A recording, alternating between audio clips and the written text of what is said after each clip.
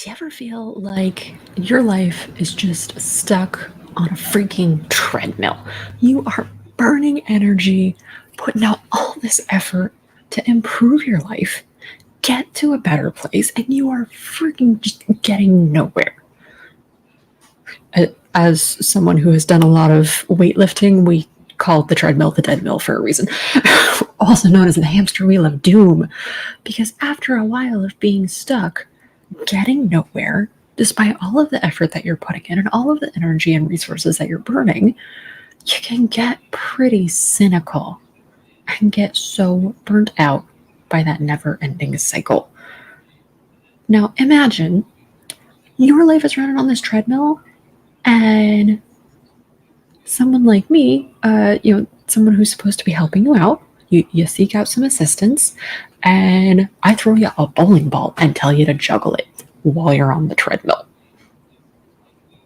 Oof.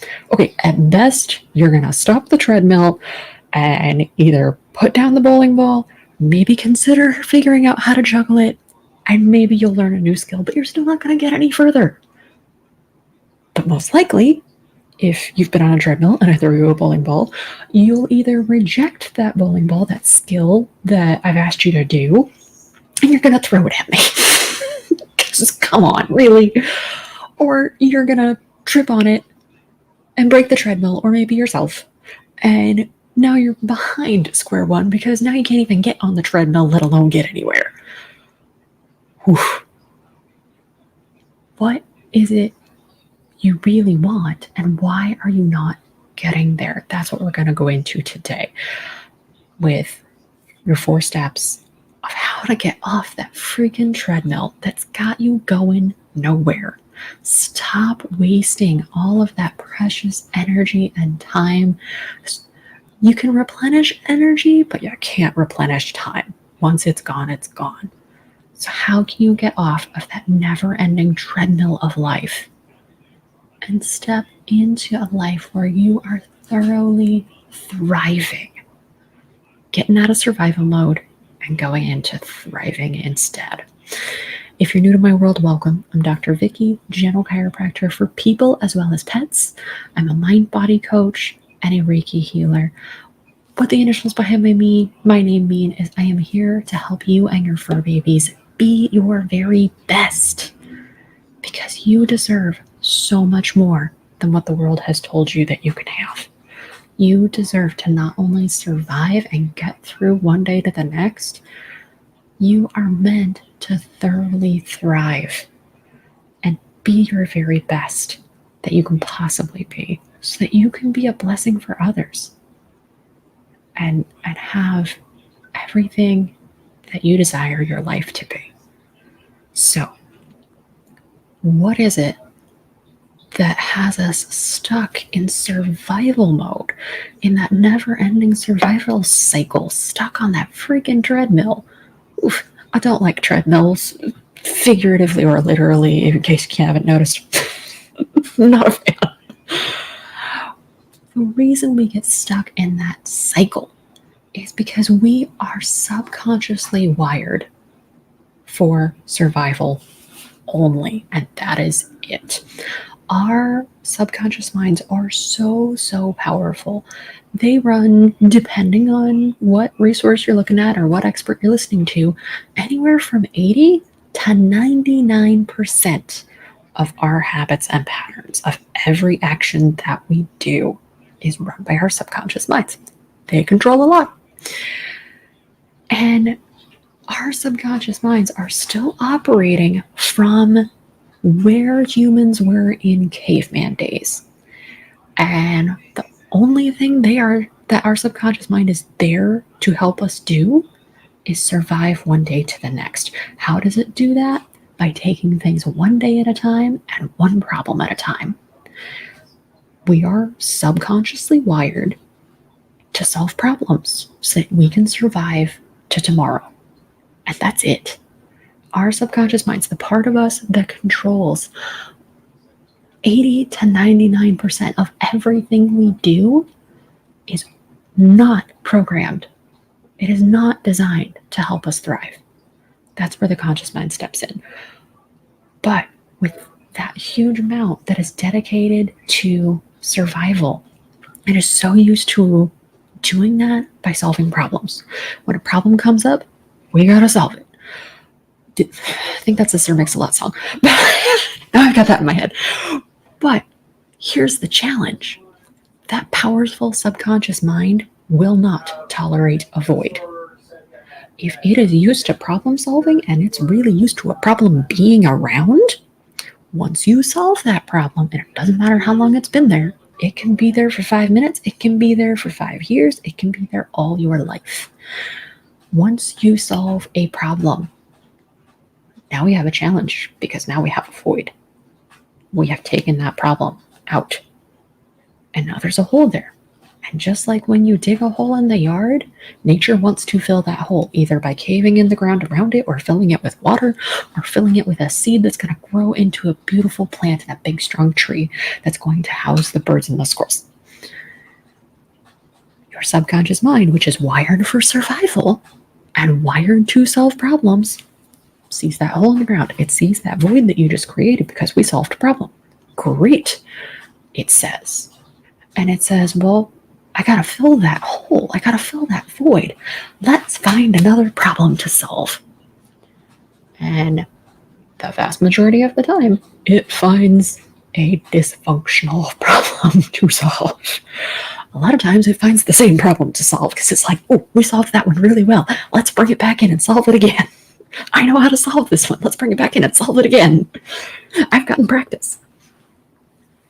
This is why it can feel like we are stuck on that hamster wheel. We are stuck on that treadmill, burning energy, doing the actions. We're running or we're walking, but we're not getting anywhere because we're just trading one problem for another. We're solving one problem only to find another one, whether we mean to or not. That's how our subconscious minds are designed. That's how they operate. So, what do we do about that? We want to improve. We don't just want to keep trading problems out. We want to actually, resolve some things and step into a life where we are better, where we are a fuller expression of our truest and best self. We want to actually improve. But the subconscious mind is not going to go looking, it's not going to take action on what is best for your best self. It will take action on what is quickest to understand, on what it can comprehend the fastest. And for the vast majority of us, what it can comprehend the fastest is problem solving, because it's done it time and time again all your life long. And that's how society has continued to condition us to operate. Our subconscious mind works on the level of problem solving and survival. Our conscious mind is constantly seeing examples reinforcing that. It does not see examples, and our subconscious mind does not like to take action on what is going to help us thrive and design a life as opposed to solving problems. If you want better results through a better quality of life, you need to upgrade your perspective. It's said by a lot of folks, if you want better answers, you got to ask better questions. You need to ask better questions of yourself if you want that better life where you're not just solving problems, you're not just stuck in survival mode, but where you're actually designing a life that you want to live, you at your very best, and thriving in all aspects of your life. Now, when I say thriving, do I mean everything is sunshine and rainbows and unicorns and butterflies and glitter everywhere? No. Life happens. Shitty things are gonna happen. But when you are in a place where you are thriving, you will be able to take those negative situations that come up, because they will. You're going to be able to see them not as yet another thing that's going to hold you back, but you're going to see it as a stepping stone and as an opportunity, a way that you can challenge yourself and step up into your next level by taking the parts of that situation that you can learn from and that are going to make you better and make you step into that higher self where you'll be able to be an even bigger blessing to the world. Your world and the world for the folks and the critters that you care about. So when I say thoroughly thriving and you at your best, I don't mean bad stuff isn't going to happen, because it is. But you'll be in a place where you can see the situation as an opportunity to step up to your next level and be even better for it. So let's look at the 4 steps to get that better quality of life, to move from the survival cycle and transition out of that and stepping into a life where you're thoroughly thriving at your very best. And by the way, if you'd like further assistance with this, reach out to me. Let's chat and see what you need to make this customized just for you, so that you can be your very best the very quickest. Reach out to me with a call or a text at 636-751-3150, or visit my website at completewellnesscc.com. Okay, the 4 steps that we need to look at to upgrade from being stuck on that survival cycle and stepping into thoroughly thriving in a life at our best. Gosh, instead of asking yourself just, where do I want to go and am I there yet? That's where most of us come from. That's how we're conditioned by our upbringing and by society to operate. Where am I, and am I there yet? And if I'm not, well, I guess I'll find whatever is the quickest thing for me to understand of how I might be able to get there. But that's missing something really important. So, as we step into that upgraded perspective, step 1 is ask yourself, where do you want to be? Maybe by the end of the month, maybe by the end of the year, maybe by the end of the next 10 years. Where is it that you want to be? And here's the piece a lot of times we don't even realize we've missed. Where are you now? Because if you're running on a treadmill, yeah, if we're looking at, literal, running on a treadmill will burn some calories. Sure. But if you want to train for running a marathon where you're going to be doing hills and you're going to be on pavement with potholes and the weather and the elements, or maybe you just want to take a run up to the ice cream stand, been there. The ice cream stand is a mile from my house, just so you know. You're not going to get anywhere just by running on a treadmill if where you want to go is the ice cream stand, but where you are is at home. Running on a treadmill will not get you from home to the ice cream stand. It will not get you the experience of stepping in a pothole as you're running, or the experience of how the air, the weight of the air, how heavy the air is different when it's rainy or humid versus when it's cold and snowing. So it's not just, where do you want to be and are you there yet? And what's a way to get there? You also have to look at, where are you now? And who do you need to be to get there?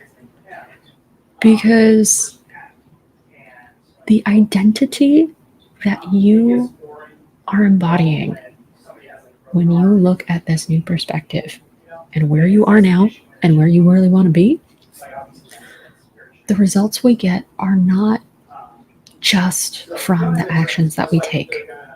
It's who we are being when we take them. It's not enough to just do. It's who we're being in the doing. So who do you need to be to get from where you are now to where you really want to be? That's step 1. Now, that one was a lot, but that one is so important. Step 2, what obstacles are in your way?